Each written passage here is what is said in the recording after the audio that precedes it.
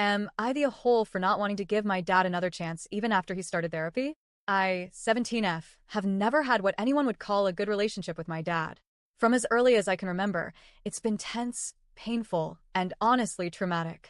I've spent my whole life walking on eggshells around a man who treated me less like his daughter and more like his personal punching bag, emotionally, verbally, and sometimes even physically. My dad has always had a temper. When his day went badly, when something didn't go his way, when the world so much as breathed in a direction he didn't like, he took it out on me. I was his outlet, his verbal target practice, the person he knew he could scream at, insult, degrade, and dominate without anyone stopping him.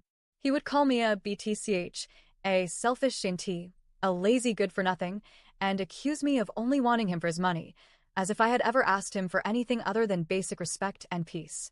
The irony? He didn't work some backbreaking job. He had a flexible schedule and spent most of his evenings on the couch, shoveling chips into his mouth and watching TV. But still, he made sure to remind me constantly how hard he worked to provide for us, as if his presence alone justified everything. Some mornings I'd wake up, still groggy, just wanting to make breakfast, and the abuse would start. My posture was wrong. My face looked annoyed. I didn't say good morning the right way.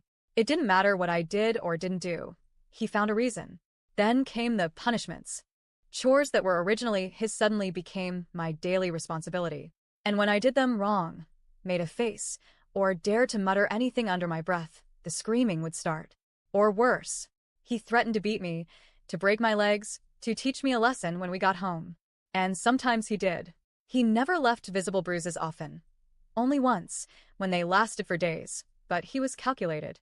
Smart. He knew just how far he could go without getting caught. Once, he kicked me hard enough to make me collapse, then later gave me money, like that somehow made it better. Another time, he smashed my headphones into pieces because I didn't hear him yelling at me from the other room. It wasn't just the violence. It was the constant, overwhelming control. The yelling, the chaos, the fear of existing in my own home, the panic attacks that made it hard to breathe. The nights I cried silently, wishing I could disappear. I tried confronting him so many times, tried telling him he was wrong, tried begging him to listen. But he never did. He'd cut me off after 10 seconds with "shut up" and go right back to the same behavior. I wasn't even a person to him. I was the emotional trash can of the house. He never once treated me like his daughter. I honestly think he loves the dog more than me. And even that, he blames me for. He claims he got the dog for me, but now says I'm selfish for not taking care of it, like it was another thing he could dump on me and hold over my head. Through it all, my mom was there. But even she couldn't stop it. Maybe she was too scared. Maybe she was just too worn down. She tried her best, but I always knew that when it came down to it, I was on my own. Now, my parents are finally divorcing. And after years of abuse and unchecked rage, my dad has suddenly realized what he's done. How convenient. He started therapy. And of course, he wanted me to go too. So now we're both seeing therapists separately. I agreed, not because I want to repair anything, but because I wanted someone professional to hear my story and validate that I wasn't just being dramatic. I've spent so long being gaslit that I needed someone to say, yes, that was abuse. Yes, your pain is real. Everyone, especially my mom, is telling me to give it a chance. See how it goes. Maybe he's changing. But I'm done. Even if he magically transformed into the perfect dad overnight, it wouldn't undo what's already been done. The damage is deep. It's permanent. It shaped who I am. I don't want visits every other weekend. I don't want Sunday brunches or texts that say, love you. I don't want birthday calls or family dinners or therapy breakthroughs. I'm done.